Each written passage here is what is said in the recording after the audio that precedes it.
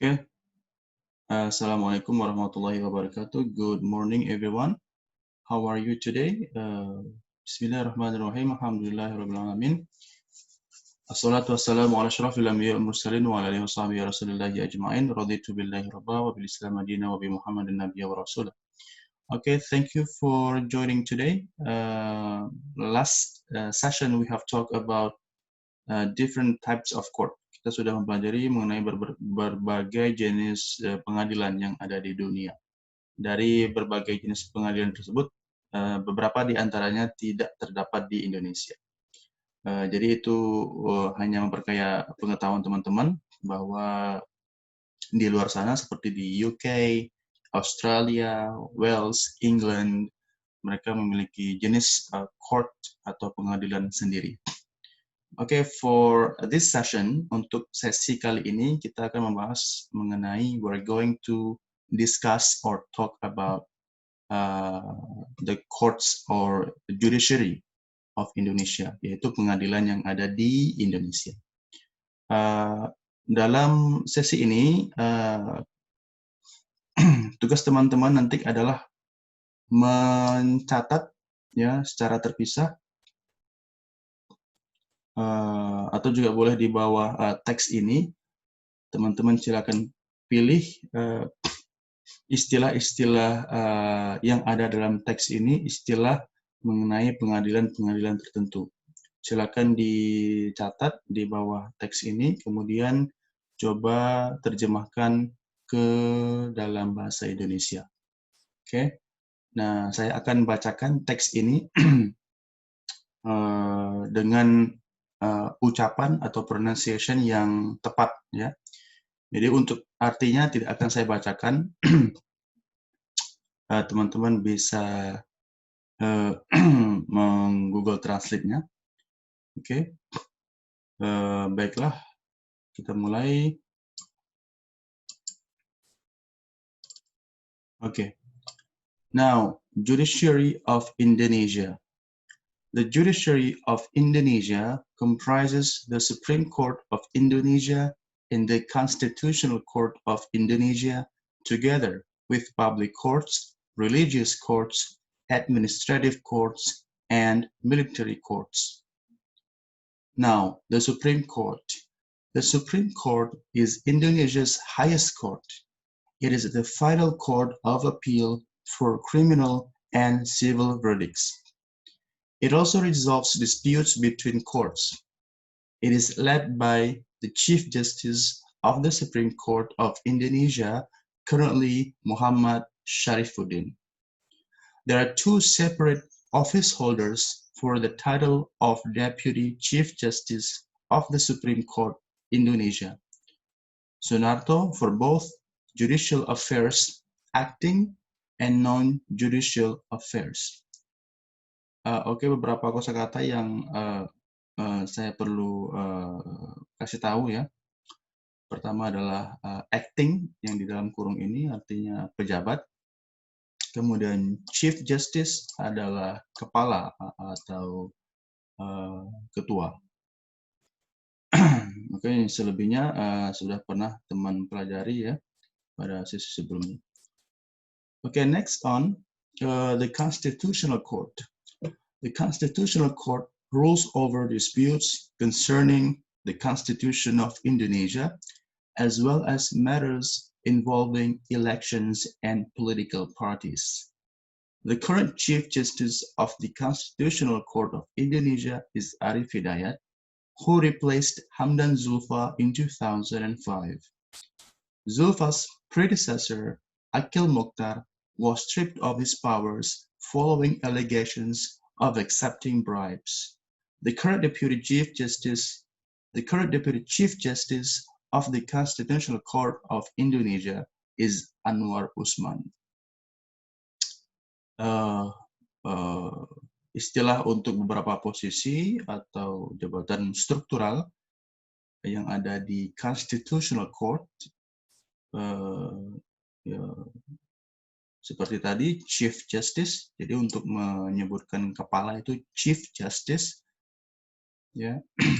Kemudian untuk menyebutkan orang terdahulu atau pejabat yang sebelumnya menduduki jabatan tersebut disebut predecessor. Kemudian silakan catat juga untuk ini kosakata ini, stripped of his powers. Sudah tidak lagi menjabat atau jabatannya sudah dicopot. Oke. Kemudian allegations ini tuduhan. Oke, allegations tuduhan, accepting bribes menerima bribes korupsi ya atau sogokan accepting bribes. Okay, now the third one for the judiciary of Indonesia atau peradilan di Indonesia is public court. The public courts comprise the district courts at the first level and the high courts at the appellate level, excuse me, after which any appeal goes to the Supreme Court. They can try criminal and civil cases involving Indonesian citizens or foreign citizens. Oke, beberapa kosakata yang perlu saya kasih tahu. They can try criminal and civil cases. Nah, try di sini artinya bukan mencoba, ya. Jadi untuk bahasa Inggris hukum, try khususnya dalam teks pengadilan itu artinya mengadili. Jadi teman-teman silakan kalau menerjemahkan kata atau kalimat itu jangan diambil per kata, ya. Jadi ambil per frasa. Frasa itu sekumpulan kata biasanya lebih dari 2 atau 3. Oke, jadi kalau kita masukkan ke Google Translate, try criminal and civil cases, nanti ketemu itu makna dari trial, mengadili ya, mengadili kasus pidana dan perdata. Oke.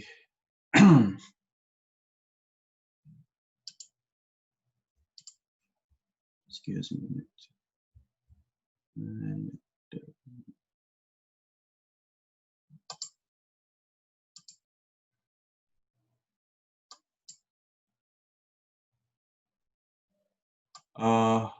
Right. Excuse me. Nah, kemudian number 4, religious court.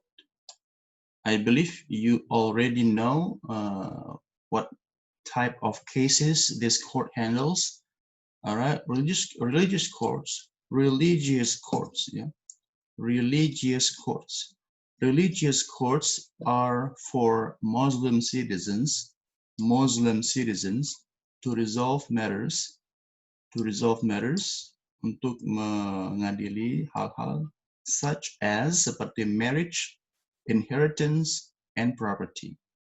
Perkawinan, marriage, inheritance, warisan, ya, inheritance, and property, dan property atau tanah dan bangunan. Donated for religious purposes, yang disumbangkan atau dihibahkan for religious purposes, untuk tujuan-tujuan ibadah, ya, atau keagamaan. Now, religious courts are located at the district or municipality level. Jadi religious courts are located at, terletak di district or municipality level, di tingkat kabupaten atau kota, ya. Jadi teman-teman bisa temukan ini cukup mudah di Tanjung Pinang maupun di Bintan. Okay, now there are 343 of these cases of first instance at the Regency or city level across Indonesia. Jadi ada sekitar 343 jenis pengadilan ini yang mengadili kasus pertama ya, first instance, at the regency or city level, di tingkat kabupaten maupun kota di across Indonesia, di seluruh Indonesia, including 19 Sharia courts in Aceh, termasuk 19 pengadilan syariah yang ada di Aceh. Now, at the appeal level itu di tingkat banding ya, appeal, at the appeal level.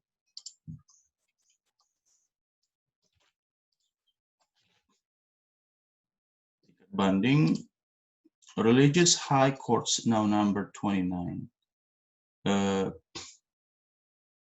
Sekarang posisinya ada di nomor 29 sejak 2010 as of 2010.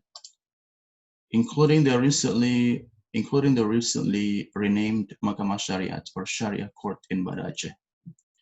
Since 2006, a number of districts have issued local ordinances. Local ordinances ini adalah peraturan setempat atau peraturan daerah. Peraturan daerah based on Sharia, berdasarkan Syariah, expanding the domain of religious courts, sehingga memperluas lagi domainnya atau wewenang dari pengadilan religious. Okay. Now we have 1, 2, 3, 4. Okay.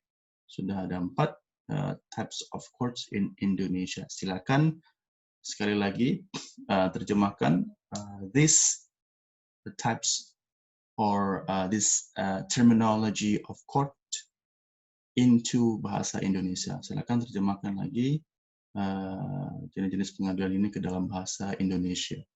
Okay, next on. Lanjut ya. Administrative courts.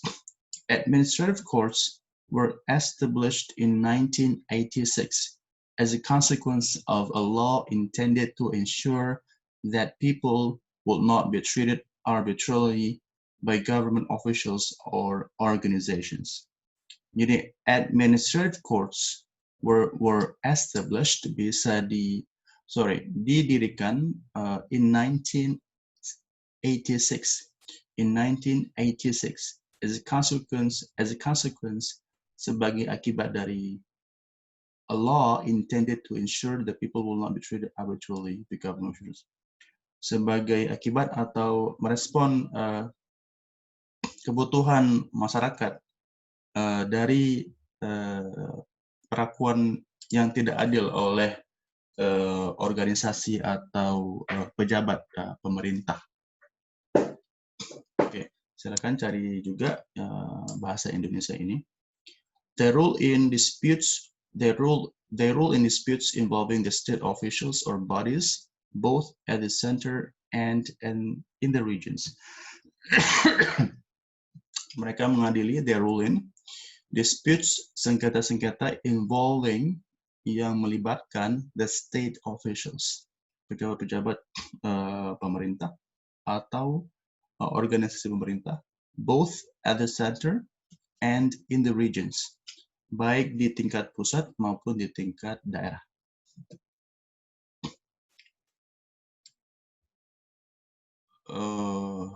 Okay. Kita skip.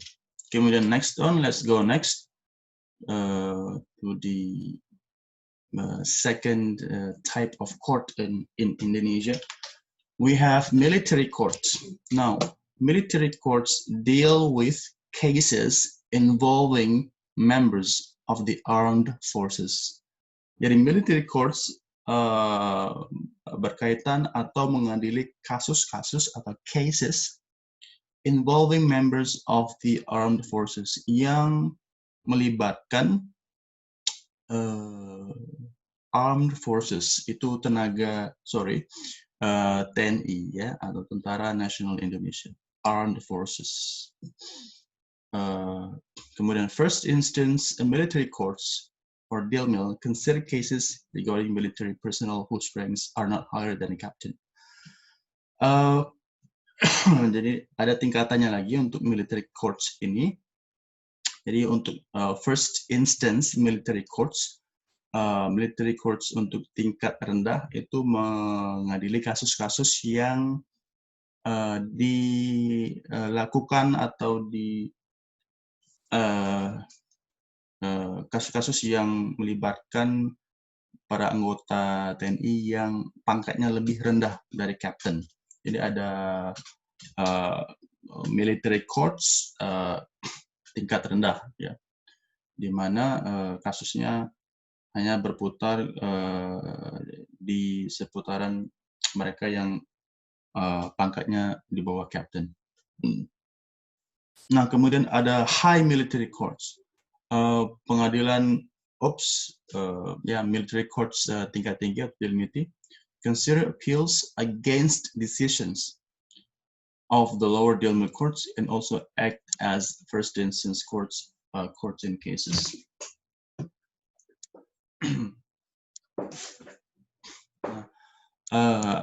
Dilmil atau Dilmilty menangani kasus khusus untuk mereka yang pangkatnya mayor dan ke atas, ya. Jadi ada high military court. Di pangkatnya yang diadili adalah mereka yang berpangkat mayor ke atas. Kemudian ada lagi primary military court, Dilmiltama. Hears appeals against the decisions of Dilmilty courts and also decides upon issues of jurisdiction of the military courts. Jadi pengadilan military courts yang mengadili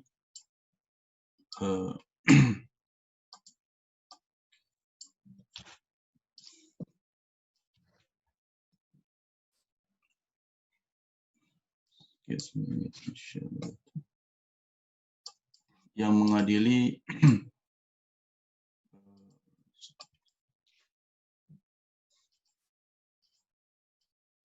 tingkat banding atas keputusan pengadilan high military. Jadi di military courts ada 3 jenjang. Pertama Dilmil atau first instance military courts. Kemudian ada Dilmilty atau high military courts. Kemudian ada Dilmiltama atau primary military courts. Jadi yang paling tinggi adalah primary military courts yang mengadili kasus-kasus dari high military courts dan kemudian memutuskan hal-hal yang berkaitan dengan jurisdiksi atau legal system di pengadilan militer di bawahnya. Nah, satu istilah terakhir, ya, ini merupakan personel yang ada di court, yaitu judge. Oke, silakan cari artinya. Judge itu apa atau siapa? Judges decide cases based on written law. If there is no applicable written law, Law Number 14 or 1970 states that judges must apply unwritten law and decide cases with wisdom and full responsibility.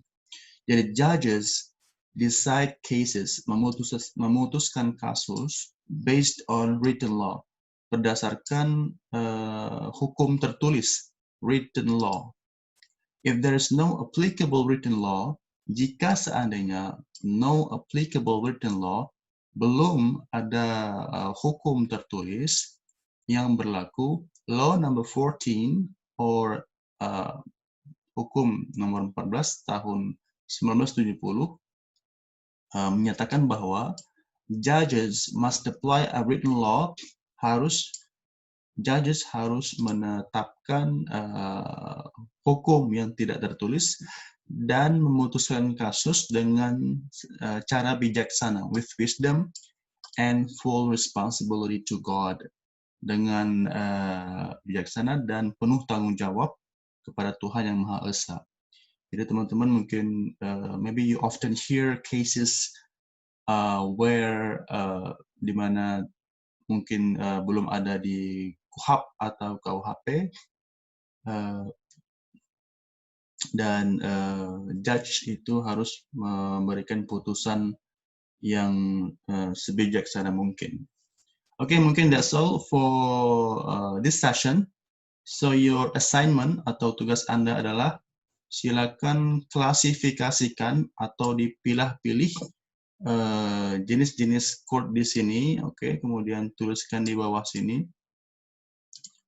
Tuliskan di bawah sini, kemudian email ke tugas mrtaufik@gmail.com. Oke, silakan dari keseluruhan teks ini Anda cari.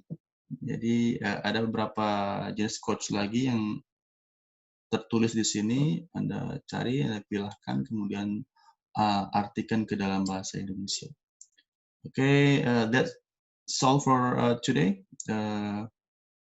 Hope you always be successful in your study. Never give up. Always learn new things every day so that you have motivation and you know your future direction. Okay, Assalamualaikum warahmatullahi wabarakatuh. See you again next time. Bye-bye.